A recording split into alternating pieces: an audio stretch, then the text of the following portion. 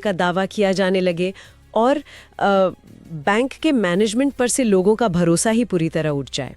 तो बाहर से किसी को बुलाना पड़ेगा। हाँ, ऐसी स्थिति में उस हिसाब किताब को सुलझाने के लिए सीधे देश के सुप्रीम कोर्ट को दखल देना पड़े और बाहर से ऑडिटर और जज बिठाने पड़े। पश्चिम बंगाल में मतदाता सूची के साथ ठीक ऐसा ही कुछ हुआ है। ये एनालॉजी बहुत सटीक है। ये कोई आम प्रशासनिक काम नहीं रह गया है।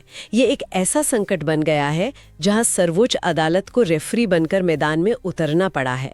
BBC न्यूज़ हिंदी की रिपोर्ट इस अभूतपूर्व हस्तक्षेप के बारे में क्या बताती है? रिपोर्ट इस बात को बहुत प्रमुखता से सामने रखती है कि सुप्रीम कोर्ट का ये दखल भारतीय चुनावी इतिहास में अपने आप में कितना असाधारण है।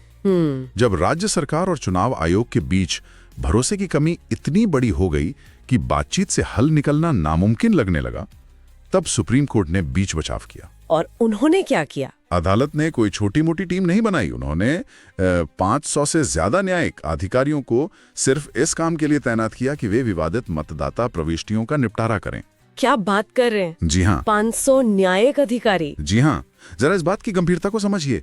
500 से अधिक जज अपना रोजमर्रा का अदालती काम छोड़कर महज ये तय करने में लगे हैं कि कौन वोट दे सकता है और कौन नहीं। बाप रे, ये आंकड़ा ही अपने आप में इस विवाद की विशालता को बयां करता है। लेकिन बात सिर्फ यहीं तक सीमित नहीं है ना। रिपोर्ट में 10 मार्च 2026 के एक बहुत ही महत्वपूर्ण निर्देश का भी जिक्र है। बिल्कुल, 10 मार्च 2026 को सुप्रीम कोर्ट ने एक कदम और आगे बढ़ाते हुए एक स्पेशल अपीलेट ट्रिब्यूनल बनाने का निर्देश दिया। अच्छा। और सबसे अहम बात यह है कि इस ट्रिब्यूनल की अध्यक्षता हाई कोर्ट के पूर्व न्यायाधीश करेंगे।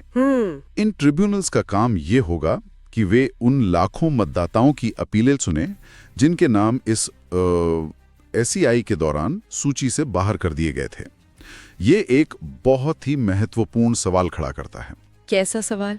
देखिए, वोटर लिस्ट को अपडेट करना चुनाव आयोग का सबसे प्राथमिक काम है। ये एक विशुद्ध रूप से प्रशासनिक कार्य है। बिल्कुल। फिर आखिर ऐसी क्या नौबत आ गई कि इस प्रशासनिक कार्य में न्यायपालिका को रेफरी की भूमिका निभानी पड़ी? सोचने वाली बात है। ये दर्शाता है कि चुनावी प्रशासन में पारदर्शिता और राजनीतिक दलों के बीच जो विश्वास होना चाहिए वो फिलहाल कितना कमजोर है। और ये कमजोर विश्वास सिर्फ अदालतों की फाइलों तक सीमित नहीं है, मतलब ये सड़कों पर भी साफ दिखाई दे रहा है। जी। BBC की रिपोर्ट के अनुसार सत्ताधारी तृणमूल कांग्रेस